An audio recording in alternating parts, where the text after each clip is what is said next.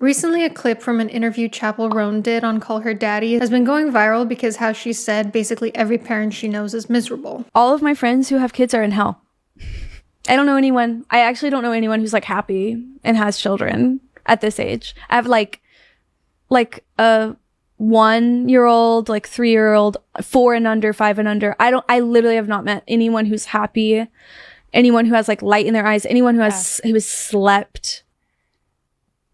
This is not looking too good. I'm like, why did my parents do that? I'm the oldest of 4. My mom had me at 23. So I saw this clip and I thought, I think this has a lot to teach us, both parents and non-parents, about the way that we discuss parenthood. So let's dive right in.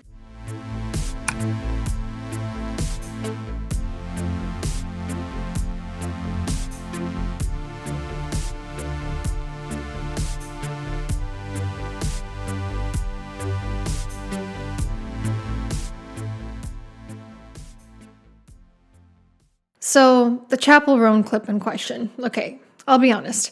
When I first saw that clip, I was a little bit pressed. It wasn't necessarily what Chappell said, it was how she said it. I felt that there was a little bit of a smug, contemptuous undertone and just like a facial expression consistent with disgust. Along with how the podcast host started laughing, it just felt a little bit derisive. Like the two of them were kind of like laughing about parents or something. But then I thought, wait, Anna, you can't make assumptions about people's intentions based on just their body language. You might be reading into what she's saying. So I decided to go look at the full context. And I'm really glad I did because it honestly cleared up a lot for me. I think I was making negative assumptions about her intentions. So let me play the full clip here. Are you still close with your friends from back home? Yeah, I am. They're really awesome. We have such different lives. They are, a lot of them are married with children and like they have their own houses and like, and to me, I'm like, I don't know when that's going to happen for me. Like, I don't know when that is realistic, if ever. So do you want that? Like get married and yeah. I don't know. I like, part of me is like, is it even going to be legal to marry like my wife one day, you know? I don't know. So, but kids, all of my friends who have kids are in hell. I actually don't know anyone who's like happy and has children at this age. I have like a 1-year-old, like 3-year-old, 4 and under, 5 and under. I literally have not met anyone who's happy, anyone who has like light in their eyes, anyone who has slept. This is not looking too good. I'm like, why did my parents do that? I'm the oldest of 4. My mom had me at 23. Wait, when you're saying that about your friends though, like, do they think this is all wild, that like how famous you are and like all of it? When they see articles about you, are they like calling you up and be like, Kaylee, what the fuck? Or are they just like, this is your life, bitch, like text us when you want to come over? I think they're just like, they're mothers, like they're fucking busy and they have jobs and lives. Yeah. Like I am just their friend, you know what I mean? Like they are so sweet and so supportive and come out to shows and like they have to get fucking babysitters to come to my shows. And like I don't ever expect, like when I go home, I love reminiscing about like destroying public property with them and like doing some illegal shit and like literally hating the same bitches for 15 years. Like we just can't get over stuff. I will never get over. So when you see the full clip, it starts to become obvious that Chappell feels a lot of endearment towards her friends. She wasn't kind of feeling superior or like feeling happy that they're unhappy. Also, what I initially interpreted as a facial expression filled with contempt might just be how she talks in general. Maybe she's nervous during these interviews, or maybe that's just her face, I don't know. And she was saying all of this within the context of her own reluctance about having children, not just out of the blue to pass judgment on parents like, haha, you're in hell, why would you do that to yourself? Right? Like the podcast host asked her if she wants her own family. So again, that gave me a lot more context, but I still think that there's a lot we have to learn from this. One thing that I've been noticing is to counteract this very negative narrative about parenthood and motherhood in particular, a lot of moms have been posting really happy reels of them with their children, a lot of which are super sweet and I love to see them, but I will not share them here because I'm against posting children to public accounts on the internet. But anyway, one comment that I keep seeing over and over and over again in the videos of these moms is, oh, are you friends with Chappell Roan? She was only talking about her friends. I didn't realize you're friends with Chappell Roan. Side note, I always find it so annoying when people take this like hive mind and just keep recycling the same joke or the same comment over and over and over again and take it as like their own original thought. But okay, this is an interesting point because I'm always saying we can't read into people's words. We have to take their words for what they are rather than making assumptions about what's between the lines. So this is where I'm kind of curious what you guys think. If someone is asked whether they want children and their response is, I don't know anyone my age who isn't miserable, is the underlying assumption there that everyone in general who has children is miserable? Let me know what you think in the comments. Because personally, I feel like this is where the podcast host missed an opportunity to gain that insight from Chappell. If it had been me in the moment and I had heard her say that, I would be wondering, okay, is this what she's saying? Is she saying parents in general seem miserable? So I would have asked her, oh, are you saying that parenthood in general feels miserable, or does it just feel like the people in your social circle? Because it's really important to give people an opportunity to clarify what they're actually saying when they're saying something that could be perceived as offensive. But if you're not 100% sure if they're saying what you think they're saying, clarify it with them. So unfortunately, we can't go back in time and actually get that answer from Chappell. But I do gotta say, I think if the roles were reversed, people would be reacting wildly different. If Chappell had instead said, I don't actually know anyone who's child-free who's happy. They're all miserable. They're all tired. The life is drained from their eyes. Are y'all really telling me you would have been all right with that? Because I find it a little hard to believe that the generation who sees microaggressions everywhere and reads into people's words at every opportunity, somehow this one time can't see how Chappell's words may have ruffled a few feathers. I think it's very trendy to shit on parenthood and motherhood in particular right now, though that's a story for another day.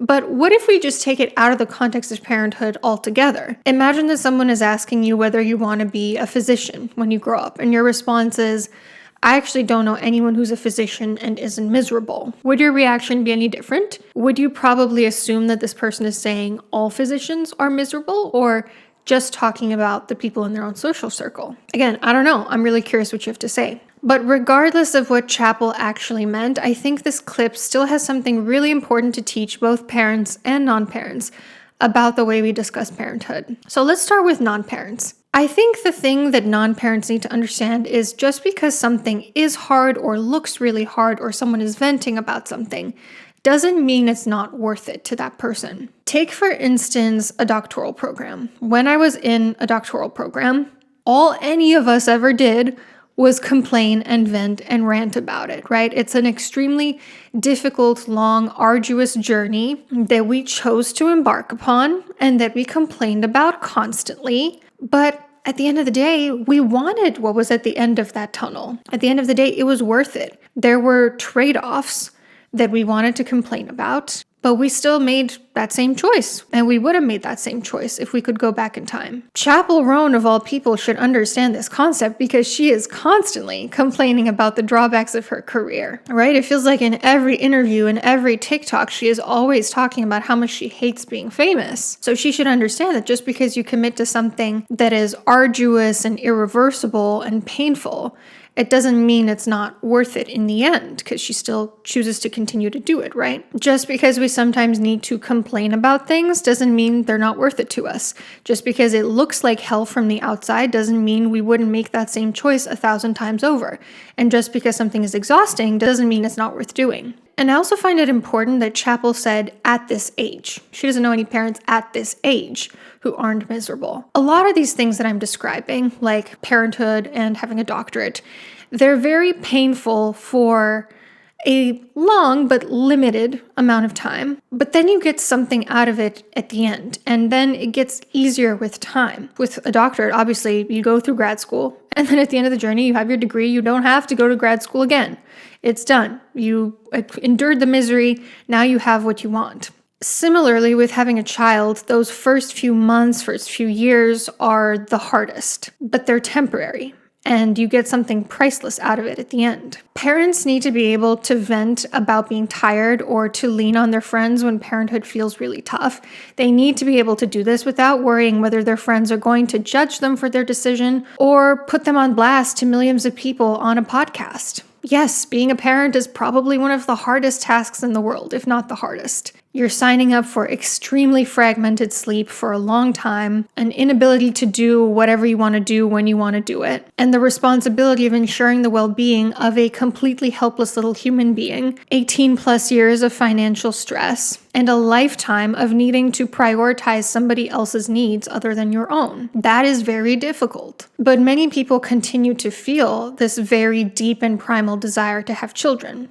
Why is that? Because it feels incredible to care for and love a little creature that you're responsible for. It makes the sacrifice feel very worth it for the people that choose to go down that path. People understand this even with pets. It makes my life harder to have cats. I can't go on an extended vacation for however long I want. I can't live as a digital nomad. I have to sacrifice a certain amount of time and money on them. But it is 100% worth it. Nothing beats the rush of oxytocin that runs through my blood when I make one of my cats purr or when I'm watching them play together. And there were people in my life who were against me getting a cat, who said, no, it's too much responsibility, you're going to regret it.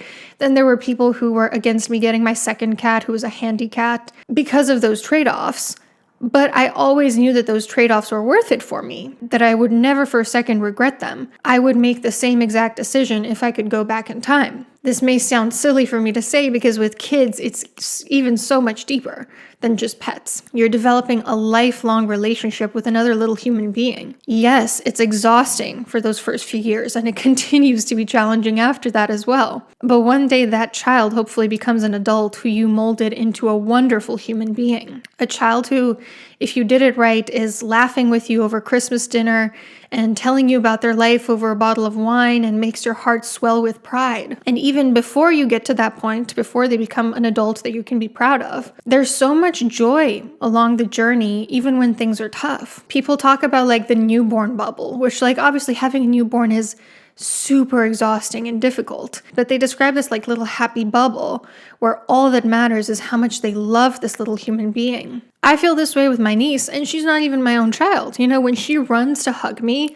and when I get to hold her or when I'm teaching her to say something cute, it's unbelievable the amount of joy and love that starts to fill me. Or my husband will describe the moment he found out that I was pregnant, just this rush of serotonin that filled him that was nothing he's ever experienced in his life. Or all these videos I see that make me cry so hard of people giving birth and the baby being put on their chest for the very first time. It is indescribable. The power of that type of love and joy and connection is beyond words. So if you're a person who feels superior to parents because it looks really hard, remember everything has trade-offs, and these parents simply decided that the trade-offs are worth the other things that they get out of being a parent. One decision is not better than other. I don't see why we constantly need to have this debate and this tension between child-free people and parents. Why can't we all just respect each other? I know there are child-free people who are perfectly respectful towards parents. There are parents who are perfectly respectful towards child-free people.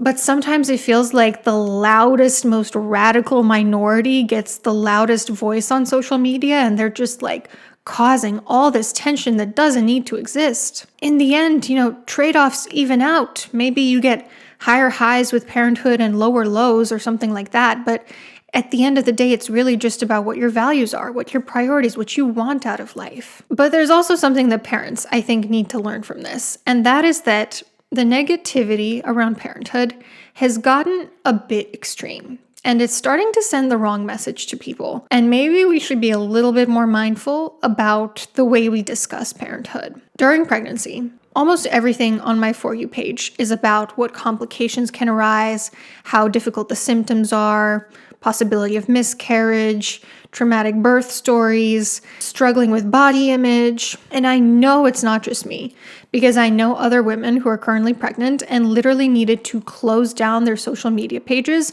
because the negativity was affecting their expectations of motherhood. And after pregnancy too, there is so much complaining about parenthood. The newborn phase, the toddler phase, the teenage phase, the toxic adult children phase. And like I just said, it's important for people to be able to vent about these things. But I think a big reason why the internet in particular is so oversaturated with negativity about parenthood is because negativity is what performs best online. I learned this very quickly in my 5 years as a YouTuber. If I make a video about gratitude and love, it might get, 15K views.